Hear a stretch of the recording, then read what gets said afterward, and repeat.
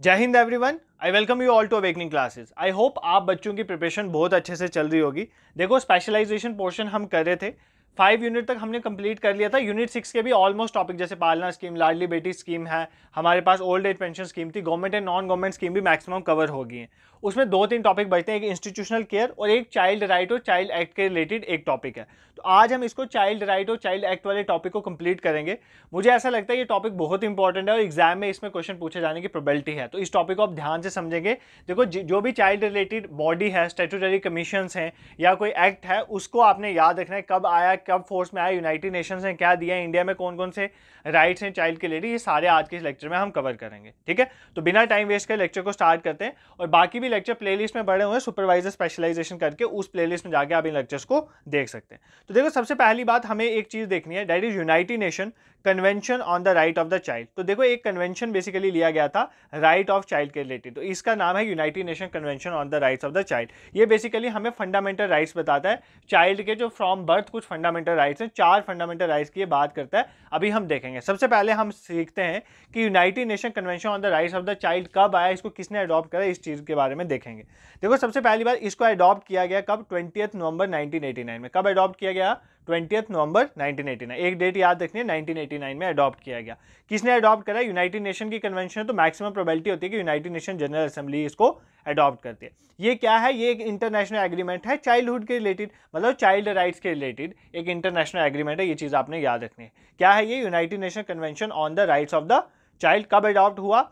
20 नवंबर 1989। ठीक है, अब आपको एग्जाम में ये पूछेगा कि इंडिया ने कब इसको रेक्टिफाई करा। ठीक है, अडॉप्ट तो हो गया, अब डिफरेंट कंट्रीज रेक्टिफाई करती हैं, अपने जो पार्लियामेंट है उसे पास करवाया, that is known as ratification. तो इंडिया ने रेक्टिफाई इसको करा था 1992 में। एग्जैक्ट डेट याद रखने की जरूरत नहीं है, तो आप इतना याद रखो कि 1992 में इंडिया ने इसको रेक्टिफाई करा था। ऐसे अडॉप्ट कब हुआ? 20 नवंबर 1989 में यूनाइटेड नेशन जनरल असेंबली ने इसको अडॉप्ट करा था। ठीक है, अब इस कन्वेंशन में क्या क्या चीज़ें, ये जो कन्वेंशन है ये बहुत सारी गाइडलाइंस देता है ताकि एक बेटर वर्ल्ड हम बना सके सभी बच्चों के लिए अंडर 18 ईयर्स ऑफ एज। तो मैक्सिमम यहाँ पर बात की जाती है 18 साल से जो कम बच्चे हैं उनके लिए एक बेटर वर्ल्ड बनाया जाए, उनको अच्छे राइट्स दिए जाएं, उनकी एक्सप्लॉइटेशन को जो हो रही है उनकी उसको रोका जाए। इन सब चीज़ों के रिलेटेड बेसिकली एक यूनाइटेड नेशन कन्वेंशन थी for the Right of the child. ये चीज़ आपने याद रखनी है। ठीक है, अब पूछा जा सकता है एग्जाम में इसका हेडक्वार्टर कहाँ पर, तो हेडक्वार्टर जो है United Nation Convention on the Right of the child is located in New York USA. तो कहाँ पर है इसका हेडक्वार्टर? New York USA. देखो, सिंपल चीज़ें। आई नो, मेरी एक स्टूडेंट से बात हो रही थी और शी वॉज टॉकिंग कि सर बहुत ज़्यादा हो गया टॉपिक, बहुत फैक्चुअल है, कैसे याद करें। तो देखो, आप 1-2 बार इन लेक्चर्स को सुनो, ऐसे में रिकमेंड नहीं करता। मैं तो आपको यही बोलता हूँ आप एक ही बार लेक्चर देखो और उसके नोट्स बनाओ, उसको रिवाइज करो। बट मुझे ऐसा लगता है कि कई बार सुन के भी चीज़ें याद होती हैं। तो अगर आपको ये लेक्चर जो हैं 1-2 बार देखने को मिलते हैं तो आप देख सकते हो, इनको 1-2 बार देख लो, उसके बाद जो अपने नोट्स मिले उसको सुबह घूम के पढ़ लो, किसी भी तरह से रट्टा लगा लो, क्योंकि ये चीज़ें कुछ रट्टा लगाने वाली, समझने वाली चीज़ें यहाँ पर कम हैं। जो स्पेशलाइजेशन पोर्शन है, जो समझाने वाली चीज़ें वो भी मैंने आपको बताया, बट यहाँ पर कुछ क्रैमिंग वाली चीज़ें जिनको आपको क्रैम करना है। Eight the end of the day आपका जो गोल है वो एग्जाम क्वालिफाई करना है। तो बेसिकली आपको कोई फर्क नहीं पड़ता आप किस तरह से इसको प्रिपेयर करें, बट आप चीज़ों को, जो इंपॉर्टेंट चीज़ें एग्जाम रिलेटेड, उनको कवर करेंगे। तो अभी तक हमने क्या देखा? United Nation Convention on the Right of the child जो है वो 20 नवंबर 1989 को यूनाइटेड नेशन जनरल असेंबली ने अडॉप्ट करा। इंडिया ने कब रेटिफाई करा? 1992 में। इसमें क्या 18 साल से कम बच्चों के लिए कुछ राइट वगैरह दिए गए। इसका हेडक्वार्टर कहाँ पर है? न्यूयॉर्क में। ये चीज़ें आपने याद रखनी है। ये फोर्स में कब आया ये भी पूछा जा सकता है। 2 सितंबर 1990 में ये फोर्स में आया। देखो, अडॉप्ट करना इज अनदर थिंग। अडॉप्ट करना मतलब जब वो लिया गया उसके बारे में उसकी शुरुआत हुई, फिर फोर्स में आया जब से वो लागू हुआ। फॉर एग्जाम्पल हमारा जो कॉन्स्टिट्यूशन है उसी से बात करते हैं। हमारा जो कॉन्स्टिट्यूशन है, पॉलिटिकल लेक्चर्स में बताता हूँ मैं आपको, तो हमारे कॉन्स्टिट्यूशन को हमने अडॉप्ट किया था 26 नवंबर 1949 में। ठीक है, इस दिन हमने अडॉप्ट करा था। क्या ये फोर्स में तब आया था? नहीं, ये फोर्स में आया था 26 जैन 1950 में। तो force is another thing and adoption is another thing, इसलिए यहाँ पर भी ये 2 डेट्स डिफरेंस हैं। ठीक है, अगर हम 2022 जुलाई की बात करें, जिस तक का डेटा अवेलेबल था, तो 196 कंट्रीज हैं जो अभी इसकी पार्टी हैं। और एक चीज़ आपने याद रखना है, यूनाइटेड नेशन मेंबर्स सभी हैं एक्सेप्ट फॉर यूएसए। यूएसए इसका मेंबर नहीं है। तो ये कब की बात है? जुलाई 2022 की एग्जैक्ट डेटा अभी का भी आप नोट कर लेना, ये इंपॉर्टेंट जो मुझे इंस्ट्रक्शन मिली मैंने यहाँ पर डाल दी, ठीक है।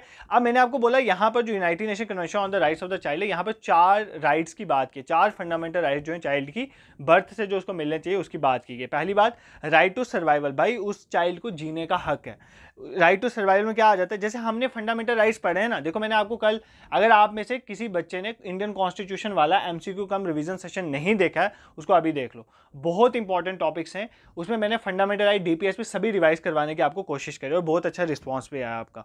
तो बेसिकली राइट टू सर्वाइवल में ये इसलिए बोल रहा हूँ कि वो भी हमारा फंडामेंटल राइट भी है।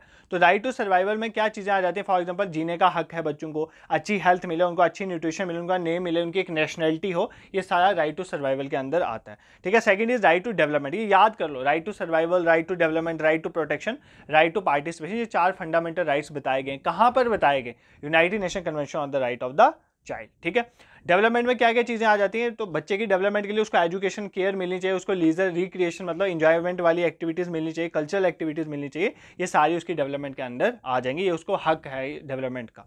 Next, right to protection, protection में उसको एक्सप्लॉइटेशन से बचाना है, जो उसके साथ एक्सप्लॉइटेशन हो रही है किसी भी काइंड में उसको उससे रोकना है, अब्यूज से बचाना है, निगलेक्शन से बचाना है, उसको निगलेक्ट नहीं किया जाए सोसाइटी में, इन सब चीज़ों से उसको प्रोटेक्ट करना है, ये राइट है चाइल्ड का, ठीक है। Next is right to participation, बच्चे का हक है कि वो पार्टिसिपेट कर सकता है, वो एक्सप्रेस कर सकता है, वो उसको इन्फॉर्मेशन हमें प्रोवाइड करनी है, उसको सोचने की है कि वो कुछ भी उसका थॉट हो सकता है, वो किसी भी रिलीजन में जा सकता है, ये सारी चीज़ें उसके राइट टू पार्टिसिपेशन में आ जाती हैं, ठीक है। I hope this is clear to you. अब देखो इसी के अंडर, इसी United Nation Convention on the Right of the Child में जैसे 4 फंडामेंटल राइट्स की बात की, इसी तरह 4 बेसिक प्रिंसिपल्स भी हैं इसके। तो ये 4 बेसिक प्रिंसिपल रट लो।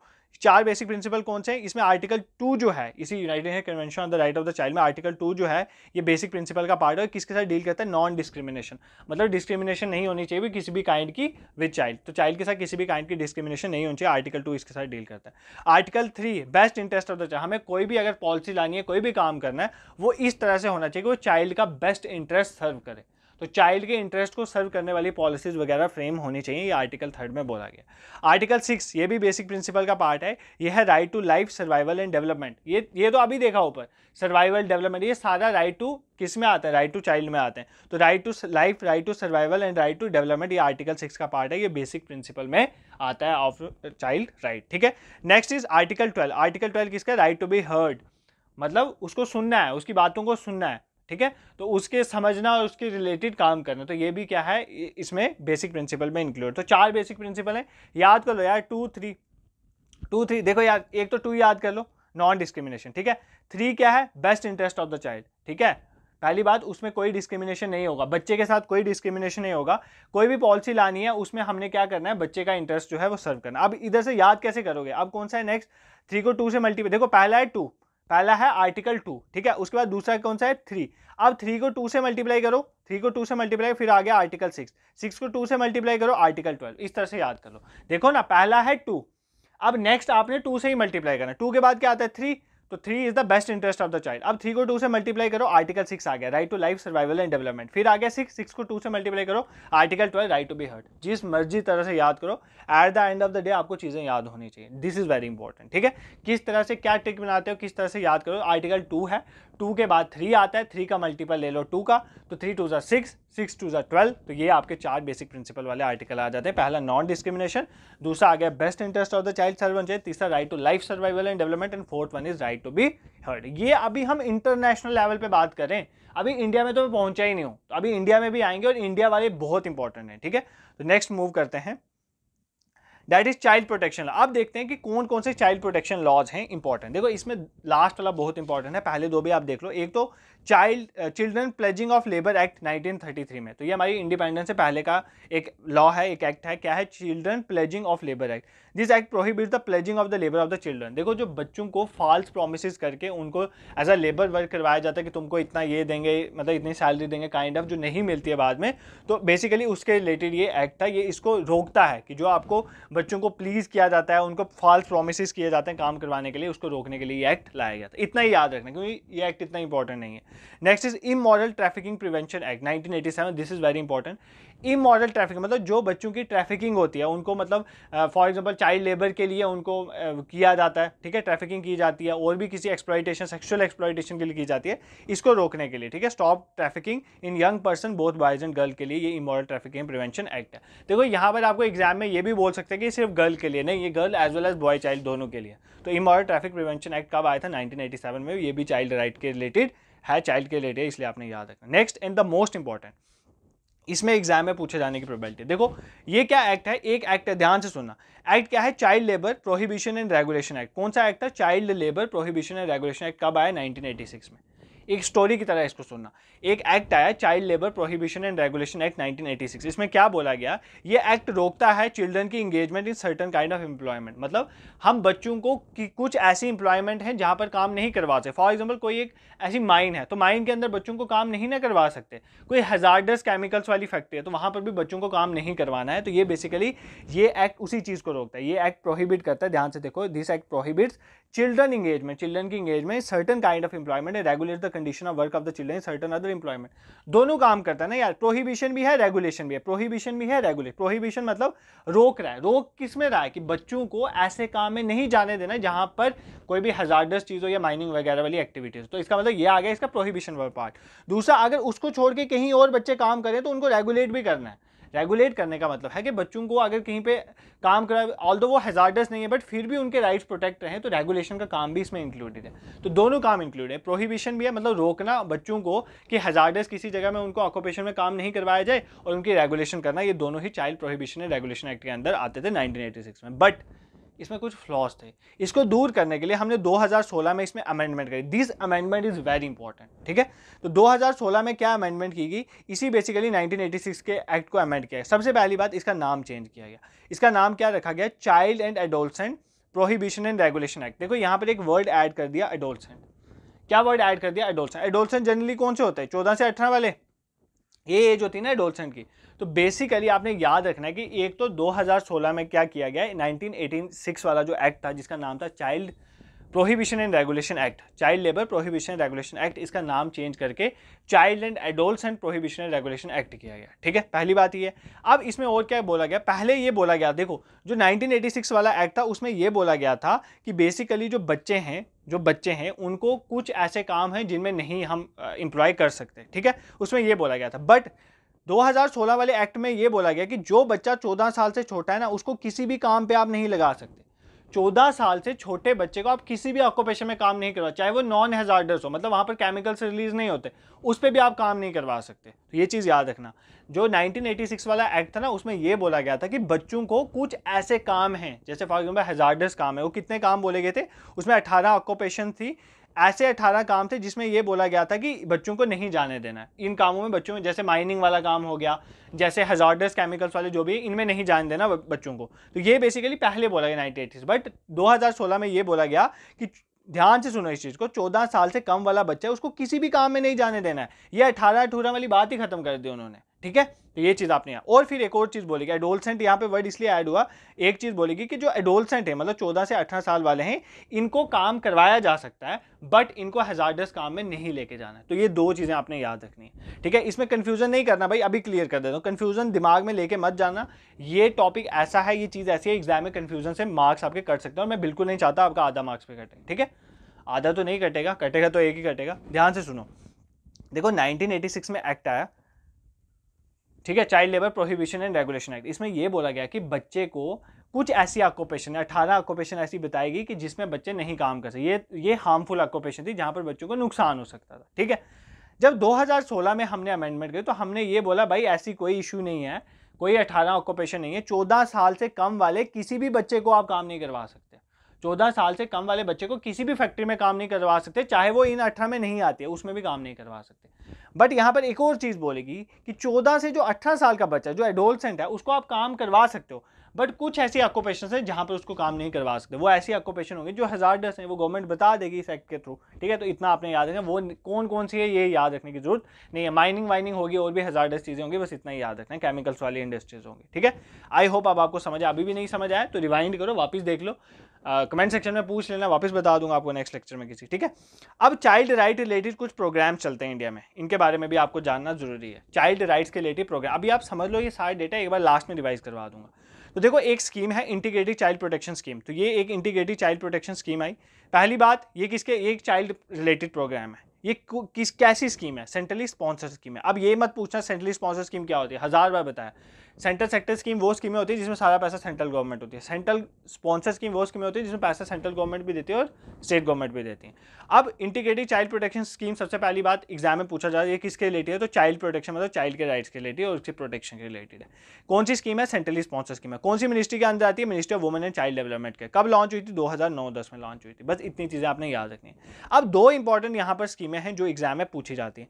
एक है हरिहर, कौन सी स्कीम है, हरिहर स्कीम, हरिहर से हरियाणा, ये हरियाणा की स्कीम है, हरिहर हरियाणा, हरिहर हरियाणा ऐसे याद कर लो। हरिहर स्कीम कहाँ की है, हरियाणा की स्कीम है, ठीक है। हरिहर हरियाणा की स्कीम है। ये एक स्टेट लेवल पॉलिसी, मतलब स्टेट लेवल पे एक पॉलिसी बनाएगी। इसमें इसका बेसिकली रोल क्या है, इस जो ये पॉलिसी है, स्कीम है, इसका मेन गोल क्या है, इसका यही है कि फाइनेंशियल, एजुकेशन और एम्प्लॉयमेंट बेनिफिट देना वो चिल्ड्रन को जो एटलीस्ट 18 साल के हो गए।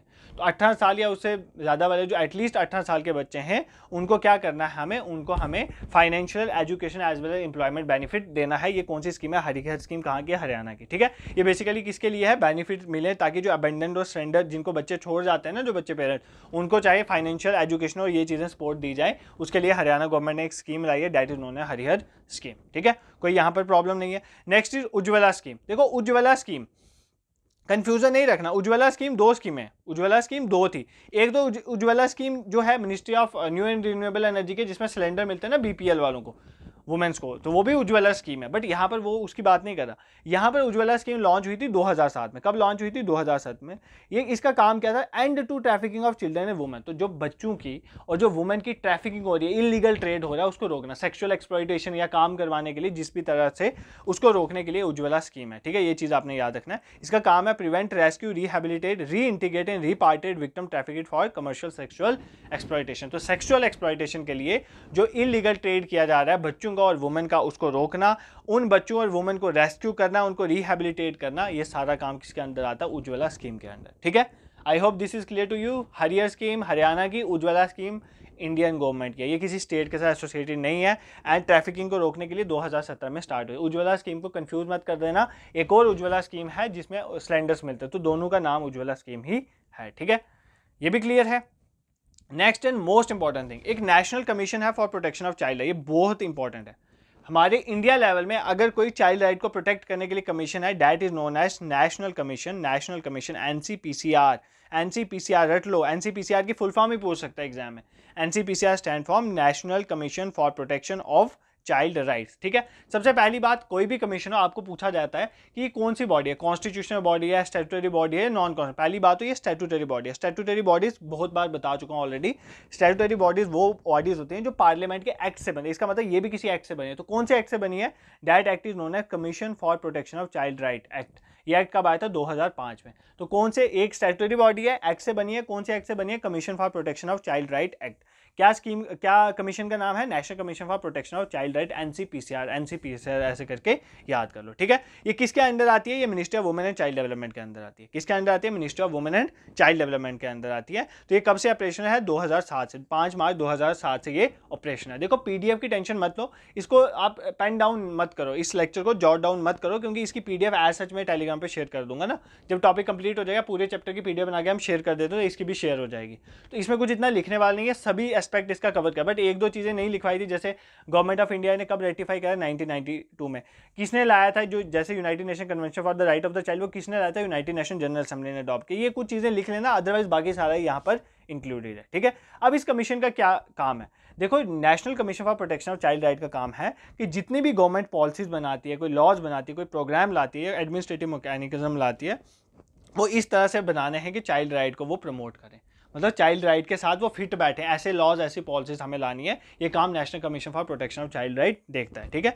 तो चाहे ये बात हमारे कॉन्स्टिट्यूशन में भी बोली गई है और United Nation Convention on the Right of the child जो हमने अभी ऊपर पढ़ा, United Nation Convention on the Right of the child, उसमें भी ये चीज़ बोली गई है कि हमारे जो भी लॉज प्रोग्राम्स होने चाहिए वो ऐसे होने चाहिए कि वो चाइल्ड राइट को प्रमोट करें, ठीक है। सिंपल काम था, इसमें कुछ इतना मुश्किल नहीं है। इसके साथ साथ एक घर पोर्टल आपने याद रखना है, ठीक है। घर पोर्टल क्या है, ये भी किसने लाया है, घर पोर्टल किसका है, national Commission for protection NCPCR का ही है। घर पोर्टल एग्जाम में पूछ लेगा किसके साथ एसोसिएटेड है, चाइल्ड राइट के related, protection of Child right. किसने लाया, national Commission for Protection of Child right. National Commission for Protection of Child right कौन सी बॉडी है, स्टैट्यूटरी बॉडी, ठीक है। इसने डेवलप किया, लॉन्च करा एक पोर्टल जिसका नाम है घर। घर की फुल फॉर्म भी पूछ सकता है, घर की फुल फॉर्म है go home and reunite. G stand for go, H stand for home and reunite, मतलब घर जाओ, ठीक है, और रीयूनाइट हो जाओ। इसका मतलब ये है कि जो रीस्टोरेशन और रिपैट्रिएशन जो बेसिकली है चिल्ड्रन की, उसके साथ एसोसिएटेड। फॉर एग्जांपल जो बच्चे हैं ना, जो बच्चे अबेंडन सरेंडर हो जाते हैं, उसको वापस घर भेजा जाए। उनको जैसे कोई ट्रैफिकिंग वगैरह का शिकार हो गया तो उसको वापस लाया जाए, घर भेजा जाए, बेसिकली इसके रिलेटेड स्कीम है। तो इसको डेवलप किया गया है टू डिजिटली मॉनिटर करना and track the restoration and repatriation of children, उसके साथ ये एसोसिएटेड है, ठीक है। I hope this is clear to you. एक बार इसको रिवाइज कर लेते हैं, उसके बाद हम देखेंगे कौन कौन से चाइल्ड रिलेटेड एक्ट हैं। देखो नेशनल कमीशन, अभी आपने इधर नहीं देखना, आपने अपने दिमाग में सोचना। मैं आपको कुछ क्वेश्चन पूछता हूँ। National Commission for Protection of Child right, ये स्टैट्यूटरी बॉडी है, कॉन्स्टिट्यूशन है, ये नॉन कॉन्स्टिट्यूशन बॉडी है, कौन सी बॉडी है, पहले दिमाग में सोचो, आपके दिमाग में आना चाहिए। स्टैट्यूटरी बॉडी है, कौन से एक्ट के थ्रू आई है, commission for Protection of child act के थ्रू आई है, चाइल्ड राइट्स एक्ट के लिए। कौन सी मिनिस्ट्री है, मिनिस्ट्री तो यहाँ पे वुमेन एंड चाइल्ड डेवलपमेंट ही चल रही है, ठीक है, ये चीज़ आपने याद रखी। घर पोर्टल किसके एसोसिएटेड है, एनसीपीसीआर। घर की फुल फॉर्म पूछा जा सकती है, घर की full form is go home and reunite. घर की फुल फॉर्म क्या है, गो होम एंड रीयूनाइट, याद करो, घर की फुल फॉर्म क्या है, गो होम एंड रीयूनाइट, ठीक है। I hope this is also clear to you. अब कुछ चाइल्ड रिलेटेड, जो चिल्ड्रन रिलेटेड एक्ट्स हैं इंडिया में, देखो इसमें से मैक्सिमम तो मैंने ऑलरेडी पढ़ाया हुआ है यार। अगर आपने इंडियन कॉन्स्टिट्यूशन वाली वीडियो नहीं देखी तो दिक्कत आएगी, अदरवाइज वहाँ पर कवर है। फंडामेंटल राइट्स बता दिए हैं आपको, डीपीएस बता दिए, तो इन दोनों में ही कुछ चाइल्ड रिलेटेड एक्ट है। For example article 14 right to equality, equality before law, equal protection of law, article 14, ठीक है, राइट टू इक्वलिटी के साथ डील करता है। तो इक्वलिटी तो बच्चों को भी मिलनी है ना, तो सबको राइट टू इक्वलिटी मतलब हर एक को इक्वलिटी मिलनी है। तो सिटीजन में बच्चे भी आते हैं ना, वो भी तो भारत के सिटीजन है। तो basically right to equality article 14 जो है वो इसमें बच्चों के राइट को भी इक्वलिटी सबको प्रमोट करता है। फिर आर्टिकल 15 राइट अगेंस्ट डिस्क्रिमिनेशन, ठीक है, हम कोई भी डिस्क्रिमिनेशन नहीं कर सकते बच्चों के against on ground of religion, race, caste, sex और प्लेस ऑफ बर्थ, ये बताया था आपको, आर्टिकल 15 भी इसमें कवर हो गया। इसमें आप मैं इन डेप्थ नहीं बता रहा हूँ क्योंकि ये चीज़ें मैंने बताई हुई इंडियन कॉन्स्टिट्यूशन वाले लेक्चर्स में, नहीं देखें तो कल वाला ही लेक्चर है वो देख लो आप। Article 21 right to personal liability and due process of law, article 21 की अगर हम बात करें तो right to life and personal liability के साथ डील करता है, तो ये चीज़ भी आपने याद रखना है, वो भी इसमें इंक्लूडेड है।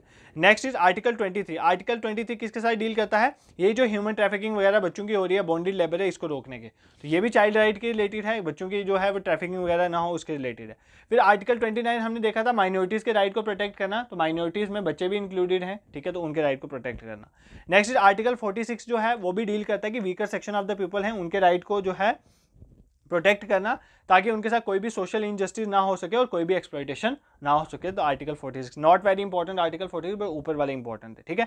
नेक्स्ट आर्टिकल 21 है, दिस इज वेरी इंपॉर्टेंट, ये भी चिल्ड्रन रिलेटेड है कि 6 से 14 साल से बच्चों के लिए फ्री और कंपलसरी एलिमेंट्री एजुकेशन होनी चाहिए, तो आर्टिकल 21 है, ठीक है। कौन सी अमेंडमेंट से डाला था ये कमेंट सेक्शन में बताओ, अभी कल के लेक्चर में बताया था आर्टिकल 21 एक कौन सी अमेंडमेंट में आया था, चिल्ला के बोला था क्योंकि इंपॉर्टेंट था। एक कमेटी भी बताई थी, उस कमेटी का नाम भी बताओ जिसने रिकमेंड करा था कि राइट टू एजुकेशन एक फंडामेंटल राइट होना चाहिए, ठीक है। तो आर्टिकल 21A कौन सी अमेंडमेंट, अभी वीडियो पॉज करो और कमेंट सेक्शन में लिखो, ठीक है। अगर आप मेरे कहने पे चलते हो तो अभी वीडियो पॉज करो, कमेंट सेक्शन में लिखो, अगर नहीं आता गूगल सर्च करके लिखो, ये इंपॉर्टेंट चीज़ है, आपके सिलेबस में फंडामेंटल राइट मेंशन है और यहाँ पर भी चाइल्ड राइट के रिलेटेड है, और 6 से 14 साल का जो पर्सन होता है वो बच्चा ही होता है, तो ये उसी के साथ है।